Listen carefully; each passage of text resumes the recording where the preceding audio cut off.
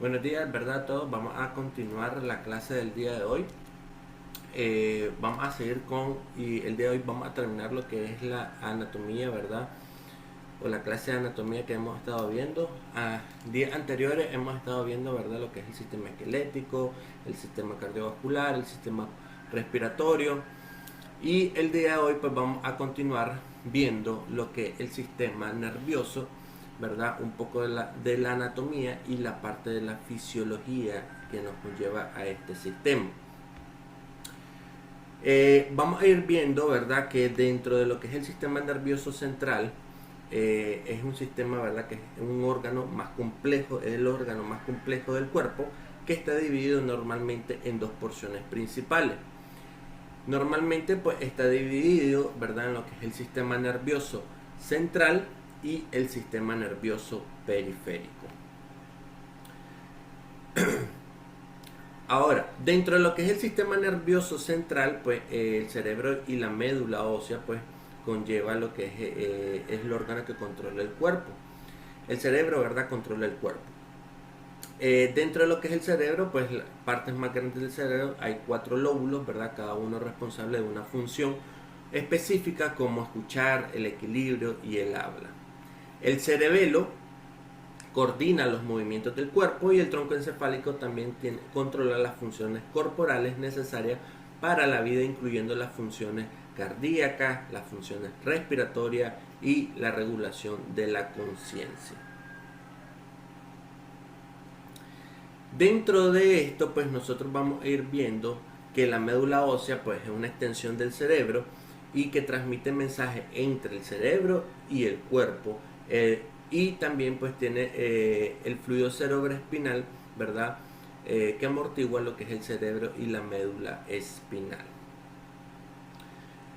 Recordemos un poco, ¿verdad? La parte de la anatomía de esto, de lo que es el sistema nervioso central, que conlleva, ¿verdad?, a que nuestros pacientes van a tener un cerebro, un cerebelo, el tronco encefálico y lo que es la médula espinal.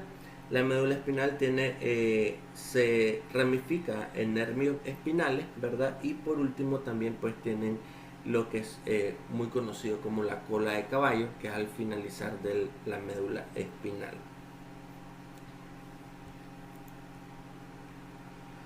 Ahora, dentro de lo que es el sistema, eh,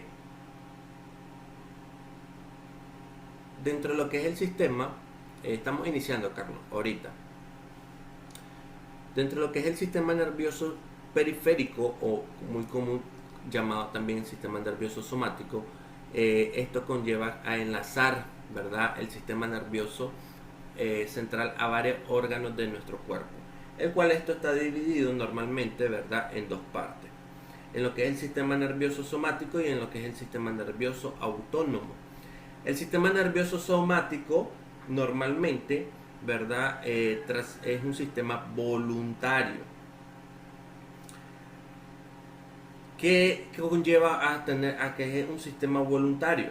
En este caso, pues conlleva que transmite señales, ¿verdad?, del cerebro a los músculos voluntarios y permite actividades como caminar, hablar, escribir, ¿verdad?, que son las cosas pues que lo hacemos de manera voluntaria. Y tenemos lo que es el sistema nervioso autónomo, que controla las acciones involuntarias para las funciones básicas del cuerpo, como lo que es la digestión, como lo que es la dilatación y contracción de los vasos sanguíneos. Ahora, dentro de esto, pues normalmente también el sistema nervioso autónomo pues se divide en dos grandes, ¿verdad?, áreas, que es el sistema nervioso simpático, que es el de pelea y huida, y el sistema nervioso parasimpático, ¿verdad?, que es el que desacelera el cuerpo. En esto pues nosotros vamos a ir viendo, ¿verdad?, también que hay dos tipos de nervios en lo que es el sistema nervioso periférico. Tenemos los nervios sensoriales, pues que llevan, en este caso, información del cuerpo del sistema nervioso central, y tenemos los nervios motrices, que llevan información del sistema nervioso central hacia los músculos. Ok, Esto, ¿verdad? Habla más que todo en lo que es la parte de lo que es el sistema nervioso, ¿verdad? De periférico. Eh, no sé si tienen alguna duda, pregunta hasta aquí.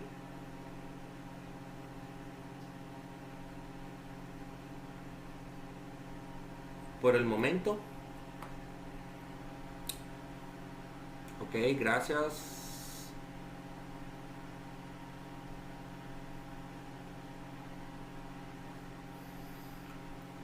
Cuando hablemos un poco más, ¿verdad? De la emergencia, de algunas emergencias, ¿verdad? Vamos a tocar mucho más profundo esta parte de lo que son la anatomía. ¿Ok? Entonces, vamos a seguir. Ahora vamos a ver lo que es un poco lo que es el sistema tegumentario. Muy conocido, ¿verdad? La piel.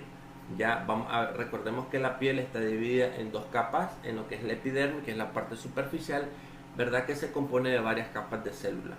Como ejemplo, la capa germinal, que produce nuevas células, el estrato o capa córnea, que es la capa superficial de piel muerta, y las células de la piel que son sustituidas, ¿verdad? Constantemente. Y tenemos lo que es la dermis, que es la capa más profunda que contiene estructuras especialmente, ¿verdad? O especiales de la piel, como glándula sudorípara, glándula sebácea, folículos pilosos, vasos sanguíneos y membranas mucosas. Debajo de la piel, pues recordemos que se encuentra el tejido subcutáneo, que es una capa de grasa que sirve como aislante para el cuerpo y un depósito para almacenar energía. Posteriormente, pues vamos a ir viendo y recordemos, ¿verdad? En esta imagen, que la piel, ¿verdad? Como les decía, que se divide en dos capas más el tejido subcutáneo. En algunos libros o en algunas literaturas, pues normalmente se los dicen que la piel se divide en tres capas, que es la epidermis, dermis e hipodermis. La hipodermis también la conocen como tejido subcutáneo, para que tengan en cuenta. Ahora, cuando ustedes logren ver, ¿verdad? Lo que es, y mucho lo miramos en lo que, cuando hablamos en lo que son los cuadrantes, ¿verdad? De las capas de la piel, ¿verdad? Nosotros vemos lo que normalmente decimos, piel, ¿verdad? Posterior de la piel tenemos lo que tenemos en pocas palabras, epidermis, dermis, tejido subcutáneo. Después del tejido subcutáneo viene lo que es la fascia, ya. Posteriormente de la fascia tenemos lo que es el músculo, ¿verdad? Y posteriormente pues tenemos lo que es el peritoneo. Y por último tenemos, ¿verdad? Las cavidades.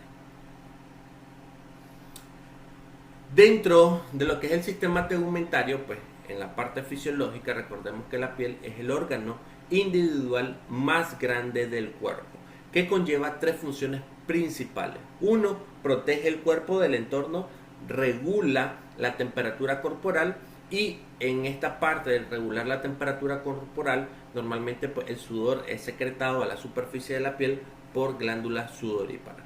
También transmite alguna información, ¿verdad? Transmite, ¿verdad? Información del entorno hacia el cerebro.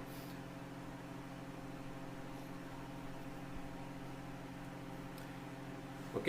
Ahora, esto, ¿verdad? Viendo la parte sencilla de lo que es la parte de la piel.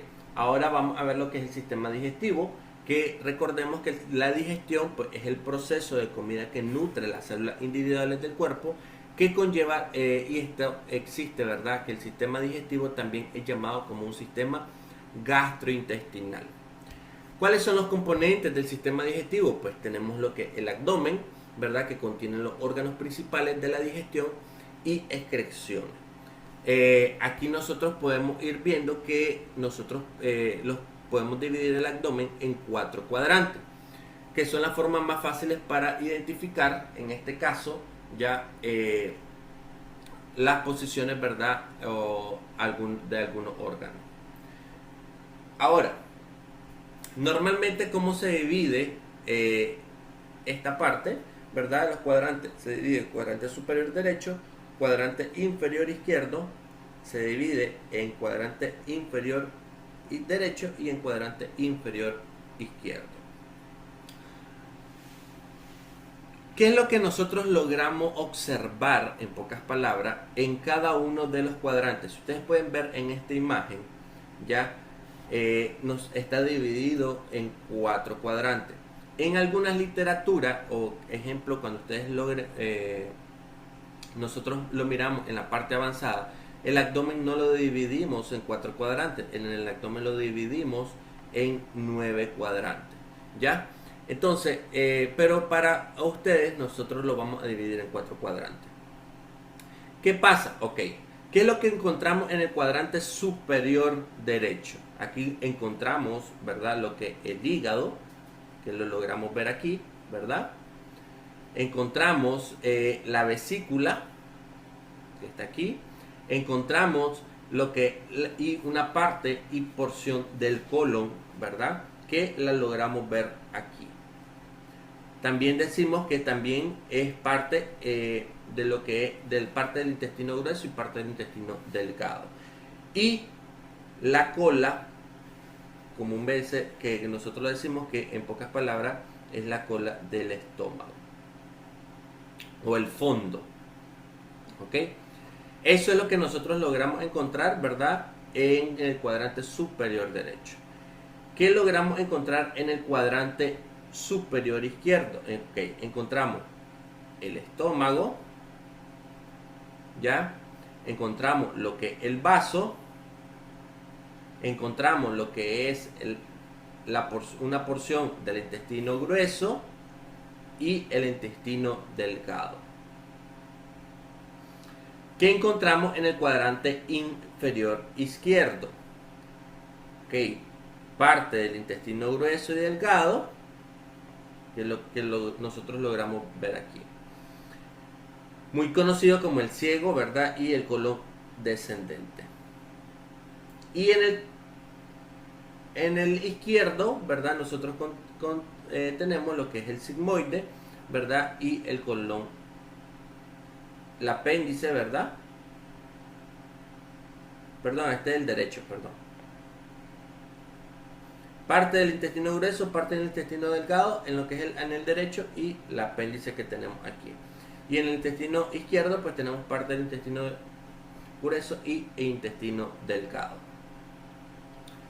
¿Ya? Entonces tenemos cuadrante superior, ¿verdad? Derecho,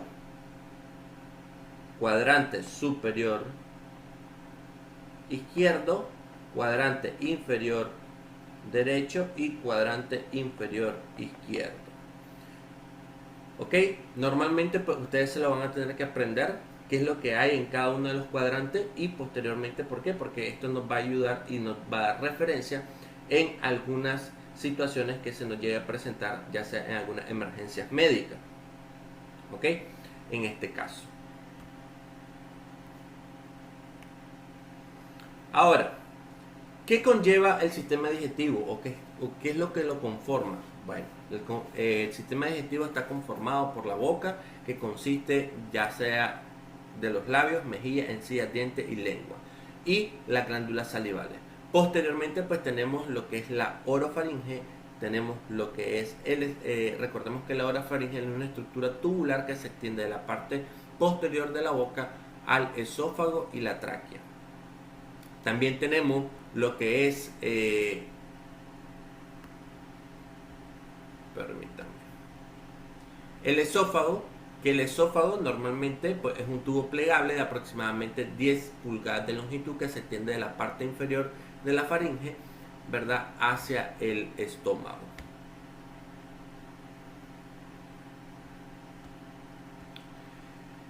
También tenemos, ¿verdad?, lo que es el estómago, que es un órgano hueco, ¿ya?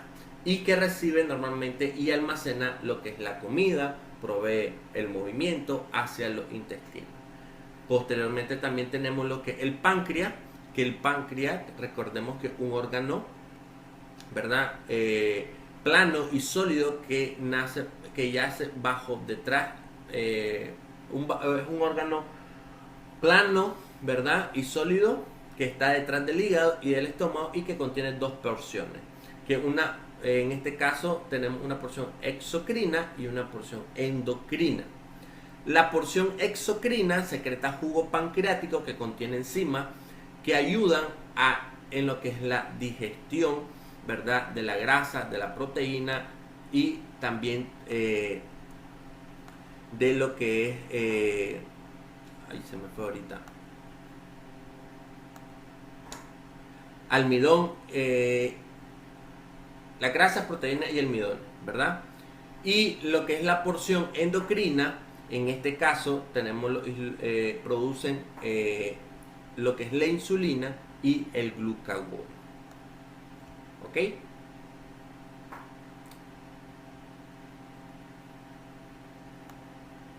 Ahora, también tenemos en esto, ¿verdad? También tenemos lo que son el hígado.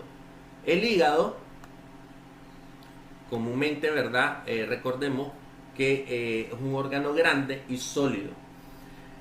Inmediatamente está por debajo del diafragma, ¿ya? Extendiéndose hacia, ¿verdad?, el estómago. ¿Cuál es la función del hígado? 1. Filtrar sustancias dañinas. 2. Hay factores necesarios para lo que es la coagulación de la sangre y la producción normal de plasma. También almacena azúcares, ¿verdad?, o almidón para uso inmediato del cuerpo para obtener energía. Y hace producción de bilis para ayudar lo que es con la parte de la digestión y la grasa.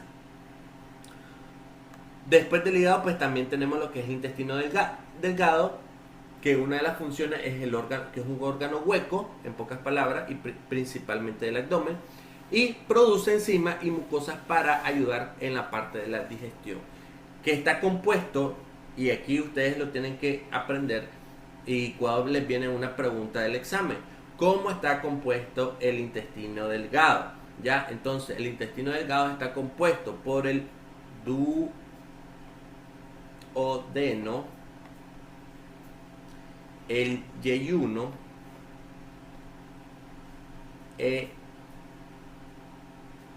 y ilio.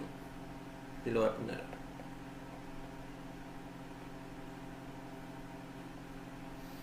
¿Ok? Ahora, el intestino grueso, así está compuesto el intestino delgado, ¿ok? Ciego, colon y recto. Perdón, duodeno, yeyuno e ilio. ¿Y cómo está compuesto el intestino grueso? El intestino grueso, pues, recordemos también que es un órgano hueco que está compuesto por lo que es el ciego, el colon y el recto.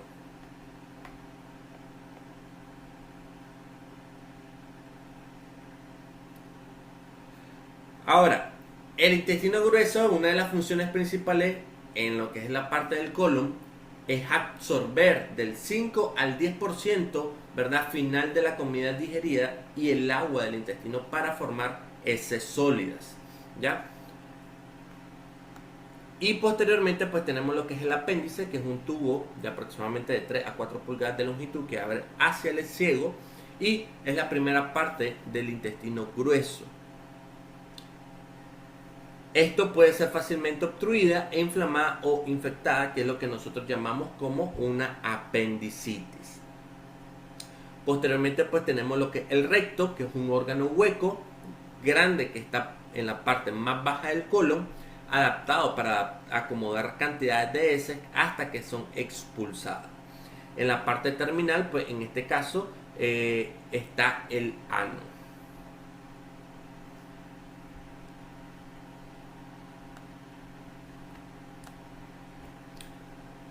Ahora, bueno, actualmente en sí, ¿verdad? No hay una función muy específica, ¿verdad?, de lo que es el apéndice, ¿ya?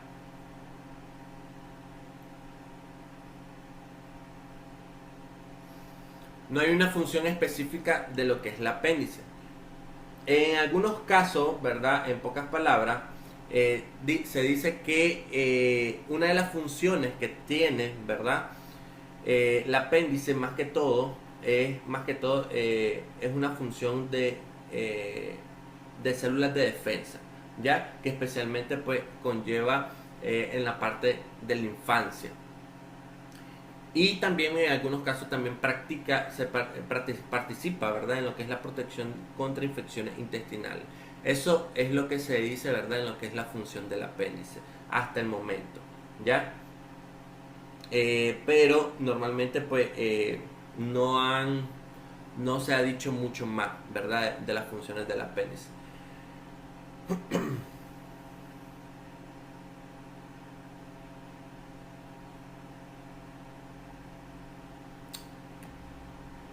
Ahora, las enzimas, en lo que es la parte de la digestión, recordemos que es un proceso químico complicado.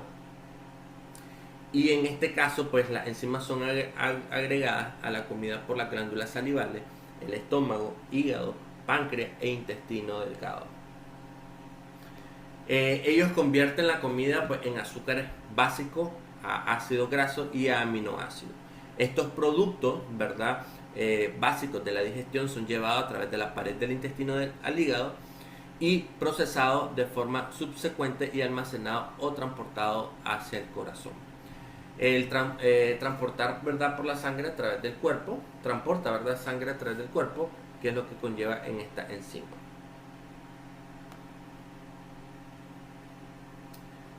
Ok, ahora, el sistema linfático está compuesto, ¿verdad? Sobre el vaso, los nódulos linfáticos, el linfa, vasos linfáticos, glándulas, el timo u otros componentes. Esto apoya al sistema circulatorio y al sistema inmune. La linfa es un fluido delgado, color paja, que lleva oxígeno y conlleva nutrientes y hormonas a las células que producen, ¿verdad? De desecho, ¿verdad? Del metabolismo lejos de las células para excretarlo. Los vasos linfáticos forman una red a lo largo del cuerpo que sirve como un auxiliar de lo que es el sistema circulatorio. Los nódulos linfáticos pues son estructuras pequeñas en forma de óvalo que filtran la linfa y ayuda a desechar del cuerpo toxina a otros materiales perjudiciales. Pregunto,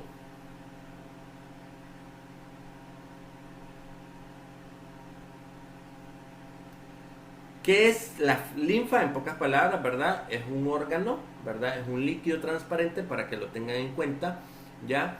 Amarillento que circula a través del sistema, ¿verdad? De defensa de nuestro cuerpo.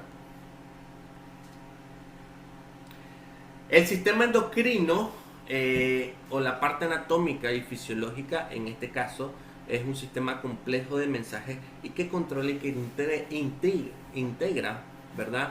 Muchas funciones corporales. Las glándulas endocrinas liberan hormonas directamente al torrente sanguíneo y cada glándula endocrina pues produce una o más hormonas. Cada hormona pues tiene un efecto muy específico en algunos órganos, tejidos o procesos. En el cerebro pues controla la liberación de hormonas. El sistema de comunicación fuertemente controlado usan circuitos, ¿verdad?, de retroalimentación primario y secundarios que mantienen el cuerpo en equilibrio. El exceso o déficit en hormonas pueden causar procesos de enfermedades como la diabetes, como lo que es el hipotiroidismo o hipertiroidismo, que son algunas, ¿verdad?, de las enfermedades más frecuentes que nosotros nos podemos encontrar. Ahora, el sistema urinario, muy conocido como la anatomía, y en este caso controla la descarga de ciertos materiales de desechos filtrados de la sangre por los riñones. ¿Cuál es la función del sistema urinario? Pues controlar el equilibrio de fluidos en el cuerpo, filtrar y eliminar desechos y controlar el equilibrio del pH.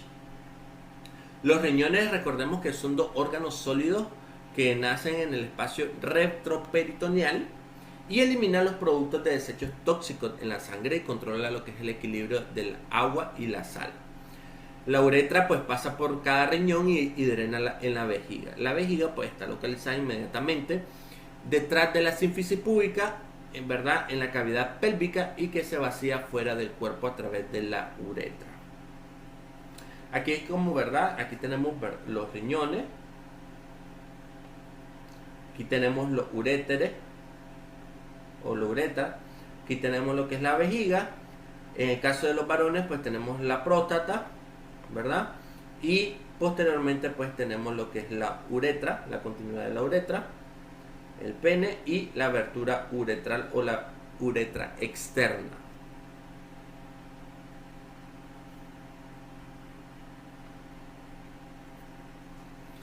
Ahora, el sistema genital en este caso controla los procesos reproductivos a través de los cuales pues la vida es creada. El sistema reproductivo masculino consiste, en pocas palabras, en lo que es los testículos, el epidídimo, los conductores deferentes, las glándulas prostáticas y las vesículas seminales y el pene. ¿Verdad? Esto nace afuera de la cavidad pélvica, excepto, ¿verdad?, por las glándulas prostáticas y vesículas seminales. En lo que el sistema femenino, ¿verdad?, consiste de lo que es ovario, ¿verdad?, consiste en lo que son las trompas de falopio, el útero, el cervix, ¿verdad?, y por último, ¿verdad?, lo que es el canal de la vagina. Esto está contenido enteramente en la cavidad pélvica, con excepción, ¿verdad?, de lo que es el clítoris y los labios mayores y menores, ¿verdad?, que esta es en la parte externa. Ahora, dentro de todo esto, recordemos que las células pues son la base del cuerpo humano y toda célula pues requiere oxígeno, nutrientes y eliminación de desechos. Los sistemas respiratorios y circulatorios pues son los portadores de estas provisiones y desechos. Si ocurre alguna interferencia, ¿verdad?, las células se dañan y mueren. Las células, ¿verdad?, usan oxígeno para tomar los nutrientes disponibles y convertirlos en energía química a través del metabolismo. ¿Qué es lo que nosotros utilizamos? Adenosín trifosfato, o muy conocido como el ATP por su sigla en inglés. Esto es usado para almacenar energía y el metabolismo conlleva aeróbico utilizando oxígeno. Si no hay oxígeno, ¿qué llega a pasar en nuestro cuerpo? Pasa de ser un metabolismo aeróbico a un metabolismo anaeróbico. Ahora, las células combinan, ¿verdad?, el metabolismo anaeróbico cuando el oxígeno es limitado. Los movimientos, ¿verdad?, de oxígeno y desechos y nutrientes ocurren por la parte de la difusión. Por eso es que normalmente yo me quedé mucho mayor tiempo en lo que es cuando le expliqué lo que es el sistema circulatorio y el sistema respiratorio. Dentro de la fisiopatología, el estudio de los cambios funcionales que ocurre cuando el cuerpo reacciona a una enfermedad, el compromiso respiratorio es, en pocas palabras, la incapacidad de mover un gas de forma efectiva. Esto puede conllevar, ¿verdad?, a una hipoxia, que conlleva que es un nivel disminuido de oxígeno en el cuerpo, y una hipercapnia, que es un nivel elevado de dióxido de carbono en el cuerpo. Y aquí es algo muy importante que ustedes deben de tener la diferencia entre una hipoxia y una hipoxemia. ¿Cuál es la diferencia entre una hipoxia y una hipoxemia? A ver. ¿Es lo mismo? ¿No es lo mismo?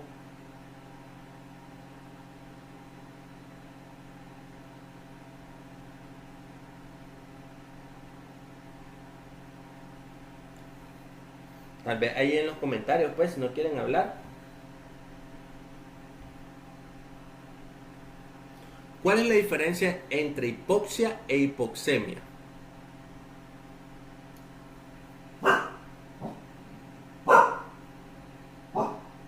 A ver, Héctor.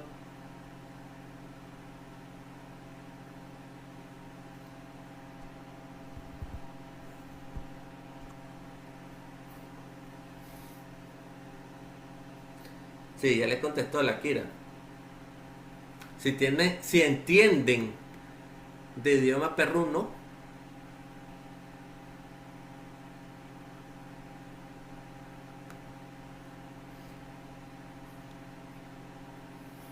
a ver, María. Vamos a decir, ¿cuál de las dos María? María Celeste, María Alfaro. ¿Cuál es la diferencia entre hipoxia e hipoxemia? Bueno, la hipoxemia podría decirse que es como la disminución de la presión de oxígeno. Y la hipoxia es la reducción del suministro de oxígeno. Ok, ok, ok, No sé si estoy mal. ok. Ok, está bien. En palabras sencillas, ¿verdad? Normalmente la hipoxia es la disminución de oxígeno, ¿verdad? En la célula. En pocas palabras. Y la hipoxemia es la disminución, ¿verdad? Perdón, la hipoxia es la disminución de oxígeno en el cuerpo. Y la hipoxemia es la disminución de oxígeno en la célula. Ahora, cuando nosotros hablamos y yo digo, ok, tómele la saturación de oxígeno a su paciente. Si yo les digo, su paciente tiene 99, es normal. De 94 a 99 es normal. Pero si yo les digo, su paciente tiene de 90 a 93, ¿de qué estoy hablando? ¿De hipoxia o de hipoxemia? Hipoxemia. Exactamente, hipoxemia. Y estamos hablando de que hipoxemia leve. ¿Ya? ¿Qué es la hipoxia? En pocas palabras, después de la hipoxemia, por decírselo así, conlleva a una hipoxia. ¿Por qué? Porque hay una disminución de oxígeno en el cuerpo a nivel general. ¿Ya? ¿Qué es lo que hace la saturación o qué es lo que nosotros medimos en la saturación de oxígeno? Nosotros medimos la saturación en cuánta es la cantidad de oxígeno que hay en la célula que va en camino hacia, ¿verdad? Nuestro cuerpo, hasta a las células de nuestro cuerpo, en pocas palabras. Pocas palabras, ¿qué es lo que mide la hipoxemia? Es la cantidad de oxígeno en el eritrocito, que es el que transporta ese oxígeno a la célula. ¿Ok? Entonces, vamos a ponerlo por decírselo así. La hipoxemia es la carga de oxígeno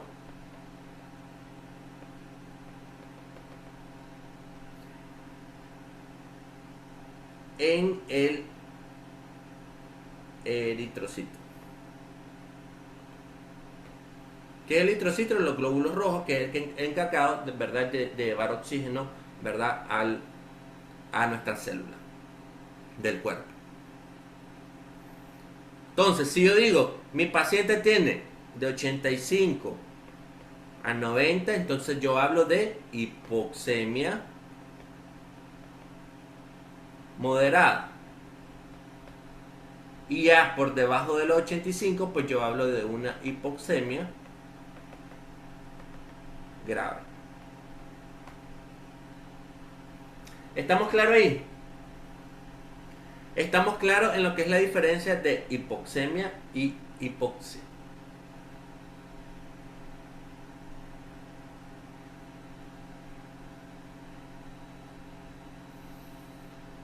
Ahora, algo muy importante es que recordemos que la hipoxia te va a generar, en pocas palabras, un cambio, ¿verdad? Ejemplo, la hipoxia te genera cianosis.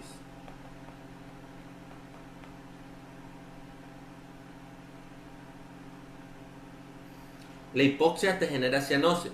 La hipoxemia normalmente no te va a generar cianosis. Lo que te genera la cianosis es la hipoxia porque no está llegando oxígeno a la célula.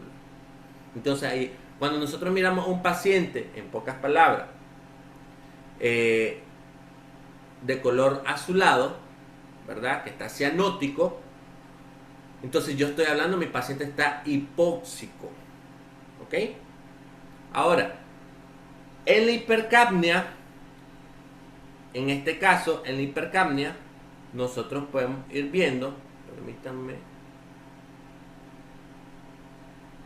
en la hipercapnia nosotros tenemos La hipercapnia es hipocapnia. La hipercapnia es un nivel elevado de dióxido de carbono que muchas veces se da en los pacientes que hacen que tienen respiraciones muy rápidas, ¿ya?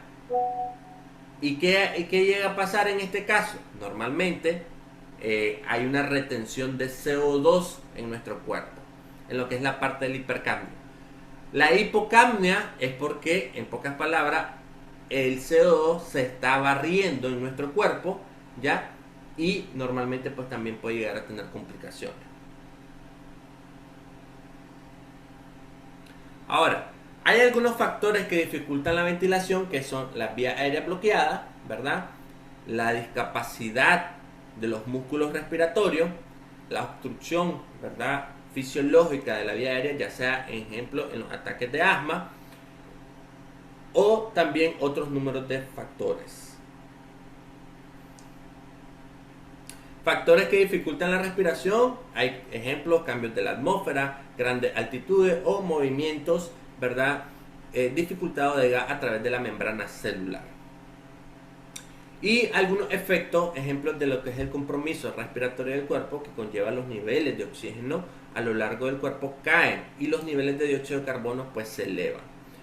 El cerebro detecta un incremento en los niveles de dióxido de carbono y lo que el cuerpo incrementa su tasa de respiración intentando regresar los niveles de dióxido de carbono a la normalidad.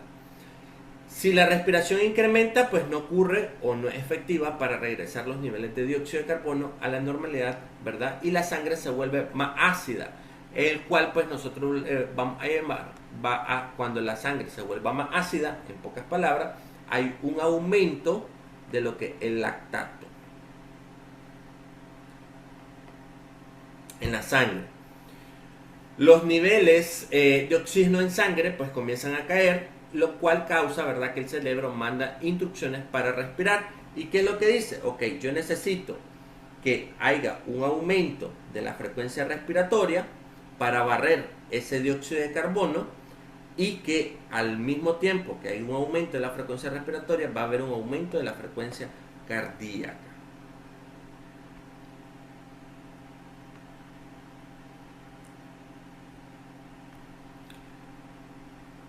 ¿Estamos claros aquí, verdad?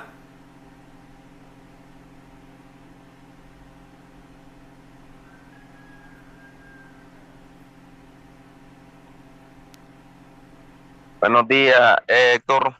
Buenos días, Carlos. Yo tengo una pequeña duda entre, o sea, no puedo pronunciar bien, se me olvida la palabra hipercapnia, hipercapnia. Hipercapnia, sí. Ajá, esa condición y la hiperventilación son diferentes. ¿Cuál es la diferencia? ¿Qué? Porque pues puede suceder que en una de esas nos tendrán, bueno, yo con lo personal tiendo a confundirme y tal vez esté pensando que es una cosa diferente a la otra o tal vez son similares. ¿Nos podría explicar más o menos eso? Entre la diferencia entre hiperventilación y hipercapnia. Así es la pregunta. Sí, exactamente, así es. Ok, hiperventilación, ¿verdad? En pocas palabras es que tú estás respirando demasiado rápido, ¿ya? A eso nosotros le llamamos hiperventilación. Conlleva a que nuestro paciente, si tu paciente está hiperventilando, va a tener un efecto. ¿Y cuál va a ser el efecto? ¿Por qué tu paciente está hiperventilando? Porque hay una necesidad de ¿qué? De oxígeno. Tu cuerpo te está diciendo, necesito que respires más rápido porque tengo necesidad de oxígeno. A eso nosotros le llamamos, es que mi paciente está hiperventilando. ¿Qué es lo que conlleva que mi paciente esté hiperventilando? Ok, ¿por qué? Porque hay un aumento del CO2 en nuestro cuerpo, ¿ya? Que es lo que nosotros llamamos hipercapnia, ¿ya? Ejemplo, si tú vienes y mides el CO2 en nuestro cuerpo y está elevado, a eso nosotros le llamamos hipercapnia. Es como cuando vos venís y nosotros decimos que tu frecuencia cardíaca está por arriba de 100 latidos por minuto, le llamamos taquicardia. ¿Ok? O que si tu frecuencia, por decírtelo así, respiratoria esté elevada, le llamamos taquipnea. La hipercapnia, ¿verdad? Es un nombre que nosotros le ponemos o que se le pone, ¿por qué? Para identificar o decir que nuestro paciente está con un alto elevado de dióxido de carbono, de CO2, perdón, en nuestro cuerpo.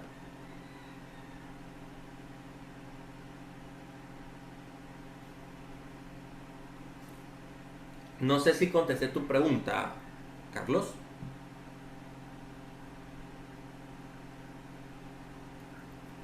Claro, claro. Eso es lo que quería saber, pues la diferencia entre esos dos.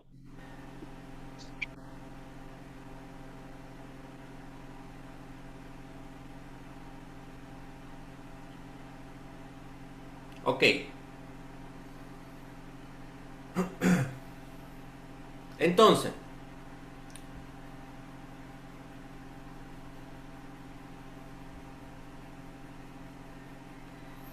vamos a hablar ahora un poco de shock. Ustedes pueden ir viendo que en este caso los pacientes en estado de shock, o muchos nosotros decimos, mi paciente está chocado, eh,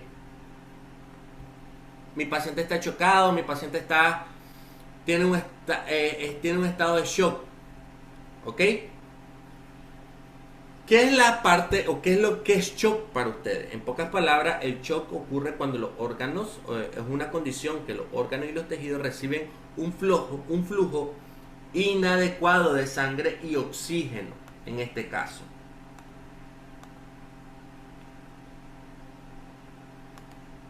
Entonces, a esto nosotros lo categorizamos, ¿verdad? Que es un suministro dificultado de oxígeno que causa hipoxia celular, lo que conlleva a metabolismo anaeróbico y a una producción de ácido láctico, ¿ok? Y a una difusión orgánica. Y posteriormente, ¿verdad? El choque está categorizado en varios tipos dependiendo de la causa. Dígame, María.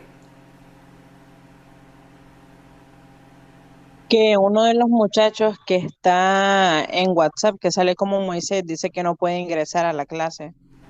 Gracias. Ya lo agregamos. Muchas gracias, muchas gracias. Ahí está ya Osmani.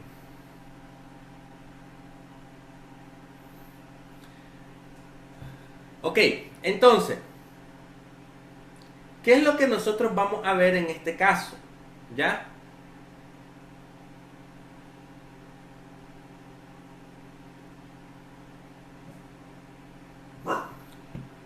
Y ¿qué es lo que yo quiero que ustedes se aprendan en este caso?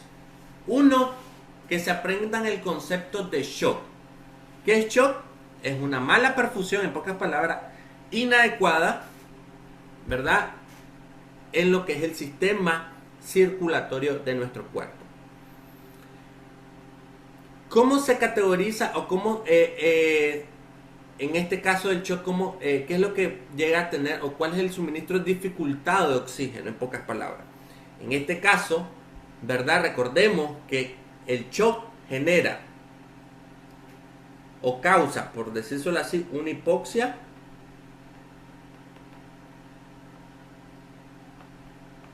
celular. Miren que estoy hablando de hipoxia, no estoy hablando de hipoxemia. Estoy hablando de hipoxia celular. ¿Ok? Conlleva también a metabolismo anaeróbico.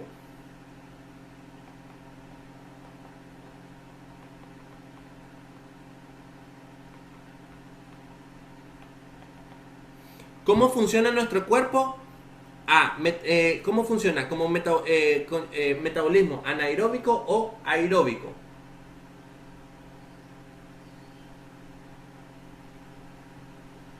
A ver.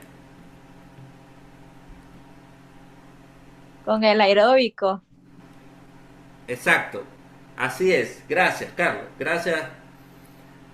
Entonces, nuestro cuerpo trabaja con un metabolismo aeróbico.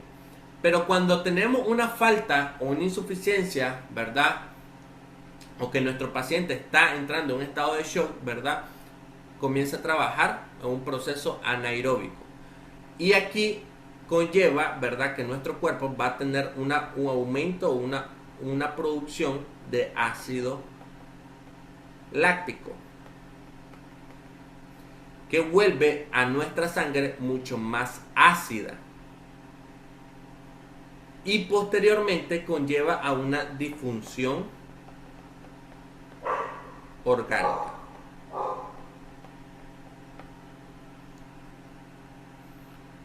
Ahora, ¿cómo ustedes, verdad, dividen o cómo se categoriza el shock? ¿Qué tipos de shock conocen ustedes? ¿Cuáles son los tipos de shock? Esto siempre va dependiendo de su causa, ¿verdad? ¿Cuáles son los tipos de shock? Bueno, lo que yo conozco, el shock cardiogénico, hipovolémico, el hemorrágico, el psicogénico, el anafiláctico y el séptico. Cardiogénico, hemorrágico, ¿qué más me dijiste? Hipovolémico, anafiláctico, Hipovolémico entra en lo hemorrágico.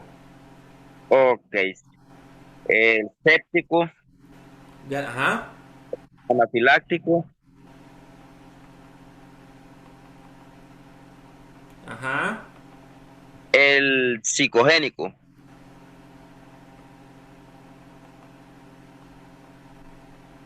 Bueno, esos son los que manejo yo. Ok, ¿alguien más, chicos?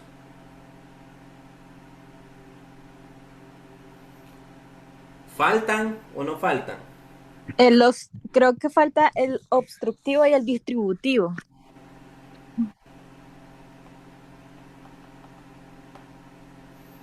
Dentro del distributivo también lo meten como psicogénico también, que se subclasifica. ¿Ok? Ahora, les voy a dar un tips, ¿verdad? Para que también ustedes se lo aprendan, ¿ya? En este caso. Y se les haga un poco más fácil, ¿ok?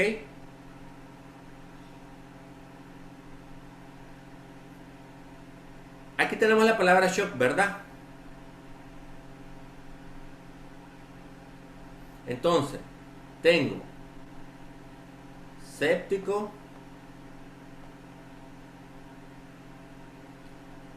hemorrágico. Recuerden que el hemorrágico se subclasifica en bueno, lo ponemos aquí también como hipovolémico. Aquí lo vamos a poner hipovolémico. Porque el hipovolémico se subclasifica en hemorrágico y no hemorrágico.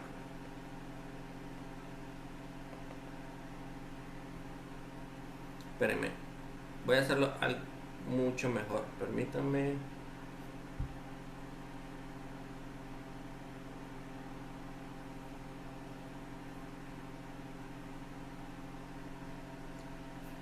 Entonces, para que ustedes lo logren ver, ¿verdad?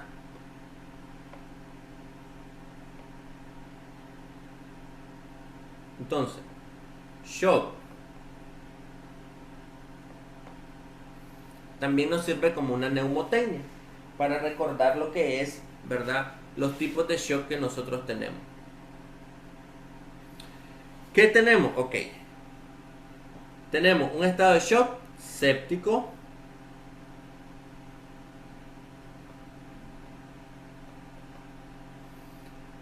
hipovolémico,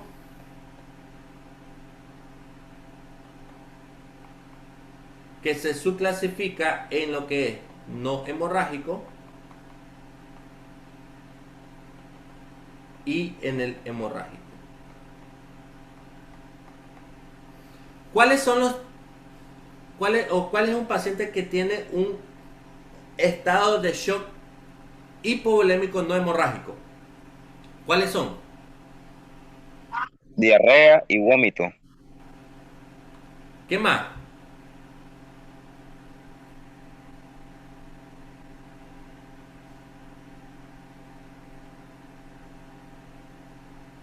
Bueno, solo esas dos manejo yo, que diarrea y vómito, no sé los otros muchachos.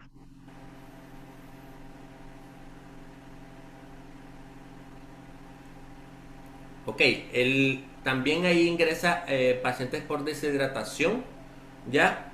Ejemplo que hay un sudor excesivo. Ahí entra también como un estado de choque hipovolémico no hemorrágico.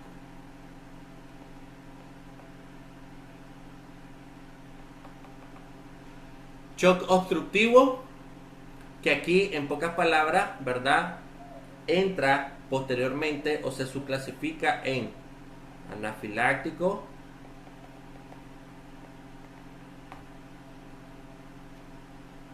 un shock cardiogénico y kinestésico.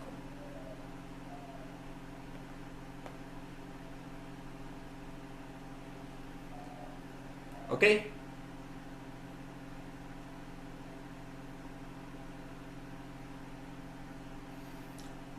¿Cuál podría ser un shock cardiogénico?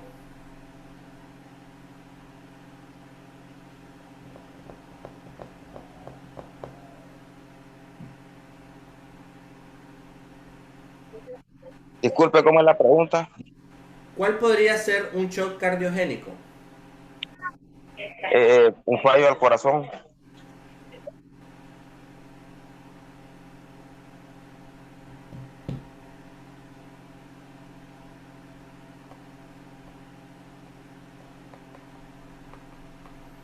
Arritmias.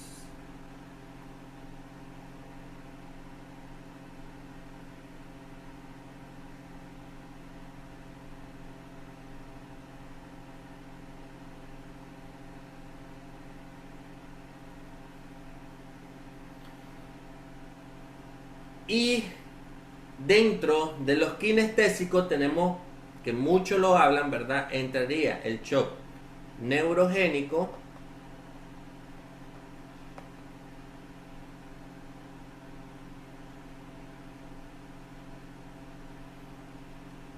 psicogénico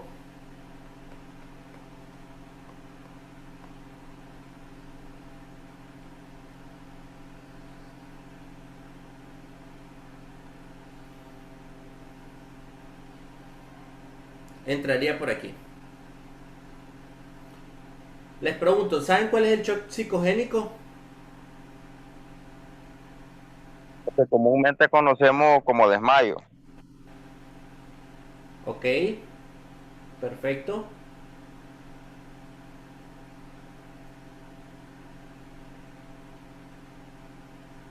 ¿Y el neurogénico? Ya sería una alteración al sistema nervioso.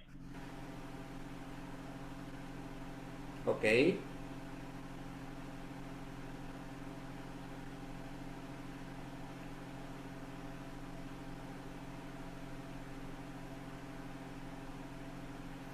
Ahora, estamos claros aquí, ¿verdad?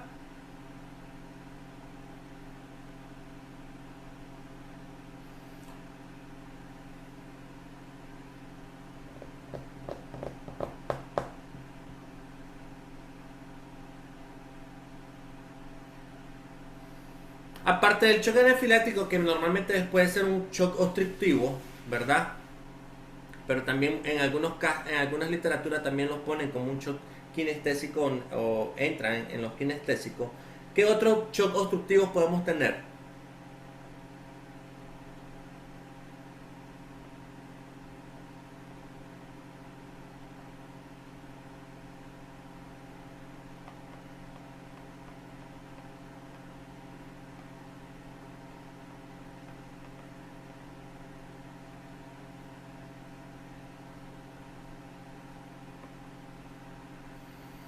Podemos tener taponamientos cardíacos, podemos tener embolias pulmonares,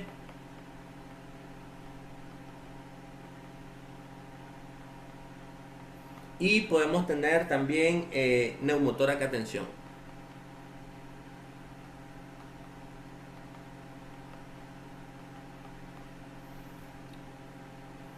¿Ok? ¿Estamos claros ahí?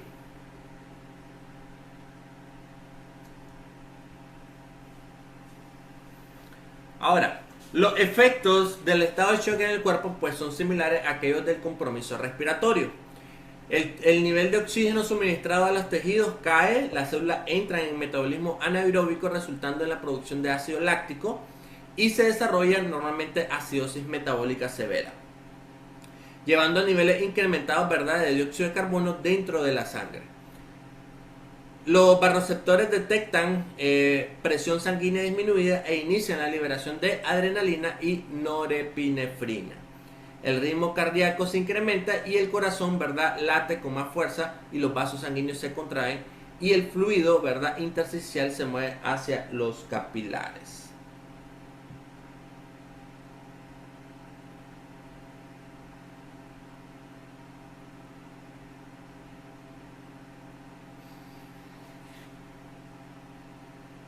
Ok, María, te contesto tu pregunta. Dice María, ¿verdad? La pregunta de la María dice que aquí en el shock entra lo que es la neumotenia de la triada de la muerte. La triada de la muerte, ¿verdad? En pocas palabras, pregunto, ¿todos conocen la triada de la muerte?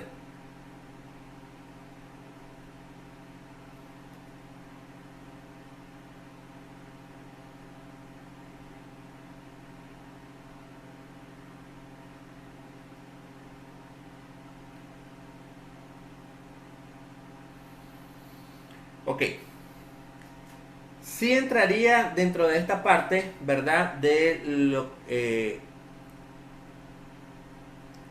mi paciente está entra en un estado de shock y finaliza en lo que es la triada de la muerte. Pero la triada de la muerte, en pocas palabras, es que nosotros vengamos, ¿verdad? Y yo digo que mi paciente tiene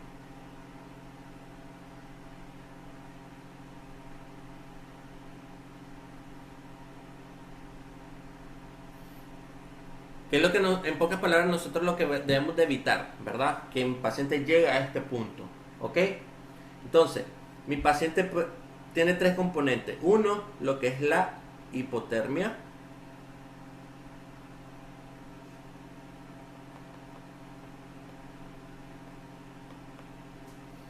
Dos, ¿qué conlleva la hipotermia? Recordemos que es la disminución, ¿verdad?, de la temperatura corporal. Y en este caso, ¿qué es lo que me puede conllevar una hipotermia? Uno, pérdidas de sangre, exposición al ambiente, ropa mojada o suero frío. ¿Ok? Y esto me va a conllevar a que la sangre pues no va a coagular bien. Y aquí entra mi segundo, ¿verdad?, componente, que es la coagulopatía.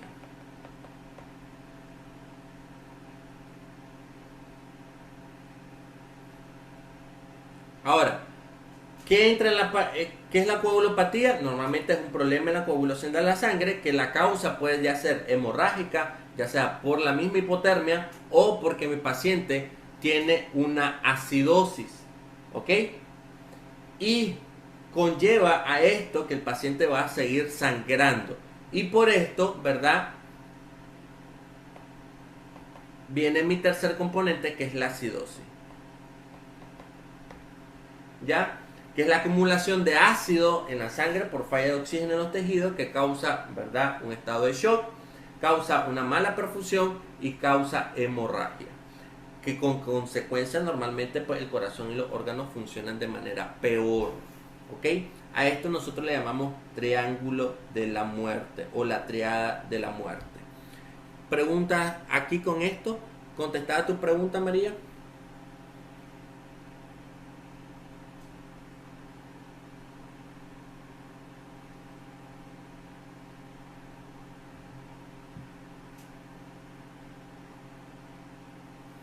Ahora, para que ustedes sepan, ¿verdad?, que en algunos casos, en algunas literaturas, ustedes van a leer, ¿verdad? Y esto normalmente a su nivel básico, ¿verdad? Ustedes lo van a ver como la triada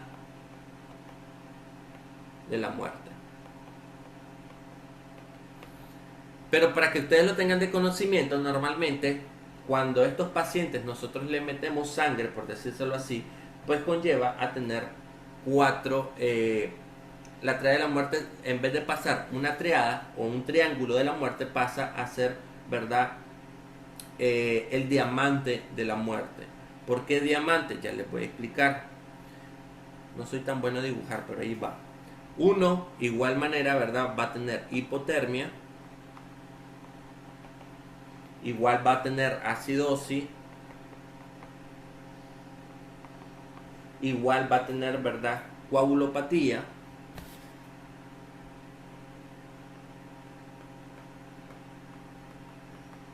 Y se le agrega, ¿verdad?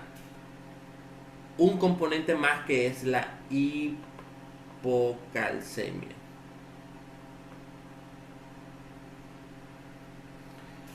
Pero ¿cuándo se da la hipocalcemia? Pues normalmente, pues, ¿o qué es la hipocalcemia? Es bajos niveles de calcio en la sangre y se da producto, ¿verdad?, por transfusiones masivas.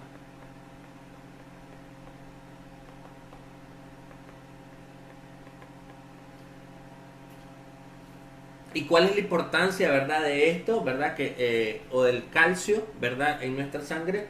El calcio nos va a mejorar, uno, la contracción del corazón, y nos va a ayudar en lo que es la coagulación. Si no hay calcio en nuestra sangre, pues el corazón y la coagulación normalmente fallan, ¿ok?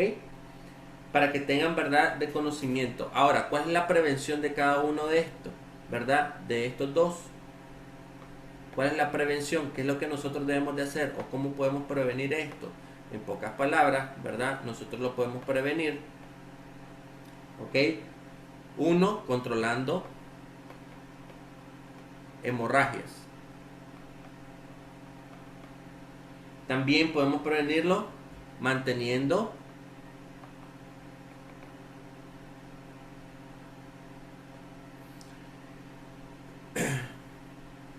al paciente caliente,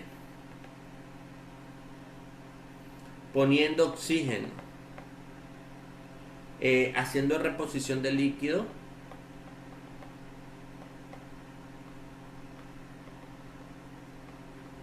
adecuadamente, ¿verdad? Y en el caso, ¿verdad?, de los hospitales, ¿verdad?, también haciendo, pues, transfusiones, ¿verdad?, de calcio.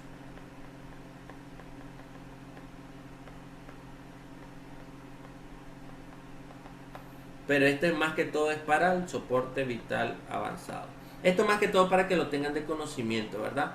Pero ustedes pueden prevenir el triángulo de la muerte con esto, ¿verdad? Estos 4 pasos: controlando hemorragias, manteniendo el paciente caliente, con oxígeno, y manteniendo una reposición de líquido adecuado.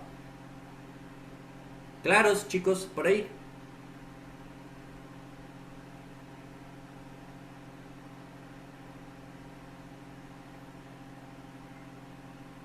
Héctor, según algunos casos, nos comentaban de que el abrigar mucho al paciente podría tener afectaciones en lo que es la pérdida de, si no mal recuerdo, de líquido o en sangre, en caso de que haya hemorragia. Entonces, en este caso, podría explicarnos cómo abrigar al paciente. He visto mantas térmicas, pero hay casos que no hay, por lo menos en un lugar aledaño, y solo hay sábanas, podríamos decir, o a veces material un poco más grueso. Pues en estos casos, ¿cómo podríamos hacer? Ok, recordad que tu paciente normalmente, ¿verdad? En este caso, cuando hay una pérdida sanguínea, está perdiendo temperatura corporal, ¿ya? Entonces tu paciente se va a poner más frío, más helado, ¿ya? Entonces por eso es que tu paciente en estado de shock comienza a temblar. Temblar en un paciente es un método de autodefensa para poder calentarse a sí mismo, ¿ya? Entonces, ¿cómo vos podés disminuir eso o ayudarle a tu paciente? Poniendo frazada, poniendo líquidos calientes, ¿verdad? No poniendo líquido helado. ¿Cuál es uno de los errores que normalmente nosotros cometemos en la atención prehospitalaria y por qué lo cometemos? Porque no andamos, ¿verdad? Calentadores de líquidos, ¿ya? Y si vos ves, ejemplo, lleva a un paciente un paciente en estado de shock, por ejemplo, que ha perdido mucha sangre, cuando llega o entra a la sala de emergencia, ¿qué es lo primero que hace? ¿O qué es lo primero que te dice? Tengo frío. ¿Por qué? Porque al finalmente él está perdiendo su temperatura corporal. Entonces, al perder su temperatura corporal, ¿verdad? Lo está llevando a la triada de la muerte. ¿Ya? Entonces, perdés problemas en la parte de la coagulación y a este paciente se te va a poner mucho más rápido, más acidótico, mucho más rápido. Entonces, vos pones frazadas, ya sea si no tenés sábanas y sábanas hipotérmicas, ¿verdad? Vos puedes poner una sábana, una frazada, una colcha para guardar la normotermia o que el paciente esté caliente en este momento, o en ese momento que está pasando.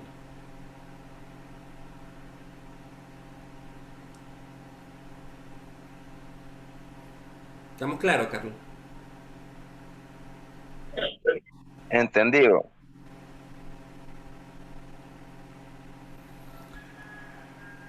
¿O no me entendiste? Pregunto. Claro, claro, le entendí. Todo claro. Ok. Entonces, el deterioro del metabolismo celular, pues esto va a resultar en la incapacidad de usar oxígeno y glucosa apropiadamente a nivel celular. Cuando hay oxígeno inadecuado, pues las células crean energía a través del metabolismo anaeróbico. Esto puede llegar a resultar en acidosis metabólica, el cual va a requerir más energía que cuando se usa glucosa como combustible. Va a disminuir la capacidad de la sangre de llevar de forma efectiva oxígeno a la célula y va a disminuir el funcionamiento de oxígeno dentro de la célula.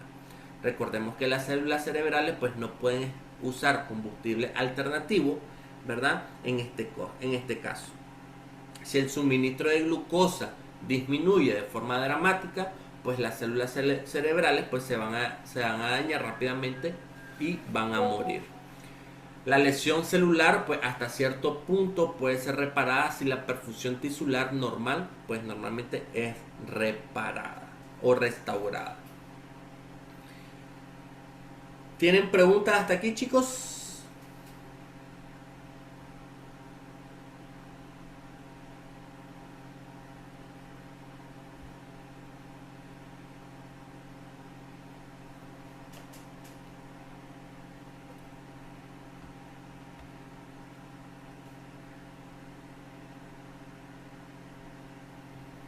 ¿Estamos claros? Sí, una consulta, Héctor. Dime. Cuando nosotros recuperamos un paciente de un paro, hay bastantes posibilidades de que este paciente haya tenido alguna lesión en el sistema nervioso, o sea, en la célula del cerebro. Si ya iniciamos un poco tarde, o sea, por la llegada al punto, este paciente, hay posibilidades de que quede afectado por la tardanza, hablándolo así, de que nosotros actuemos por el traslado hacia la escena. Sí puede haber una afectación si no se le inició RCP de inmediato. ¿Ya? Ejemplo, si el paciente ha estado sin oxígeno más de 10 minutos, pues se habla que el paciente puede llegar a tener un problema neurológico. Por eso es que es muy importante que se le enseñe a todas las personas y que no son parte del sistema de emergencia, ¿verdad? Se les enseña a dar reanimación cardiopulmonar para evitar esos lapsos de 10 minutos, ¿verdad? Que el paciente está sin recibir oxígeno mientras llega la ambulancia. Y para que tenga más probabilidades de supervivencia, ¿verdad?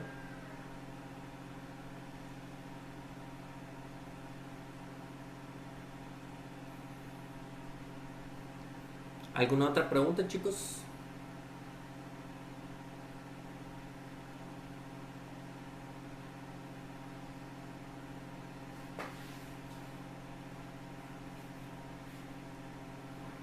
¿No hay preguntas?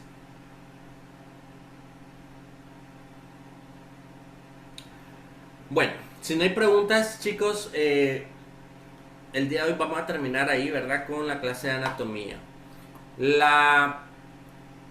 Les voy a dejar una tarea, ¿verdad? No les voy a decir que si lo pueden entregar, ¿verdad? El próximo sábado, excelente, no hay ningún problema. Pero se las voy a dejar para que lo entreguen dentro de 15 días. Recordemos que el próximo sábado nos toca presencial. Entonces la pueden entregar el sábado 14 de marzo sin ningún problema. ¿Cuál es la tarea? Normalmente pues ustedes van a hacer una maqueta, como las maquetas que lograron ver aquí, que están aquí, y a cada uno les voy a dar un sistema. ¿Ok?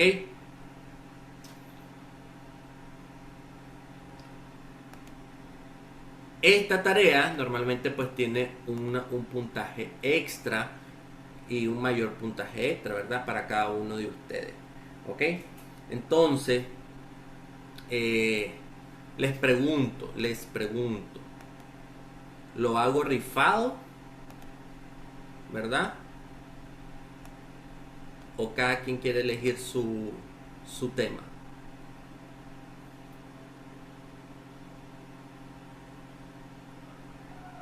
Yo digo que cada quien lo elige. Yo digo que rifada. Hay mayor equidad rifada, así que. Bueno,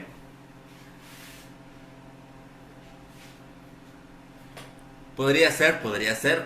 Normalmente los puntos extra les van a ayudar a recuperar su puntaje, ¿verdad? Su puntaje en los exámenes.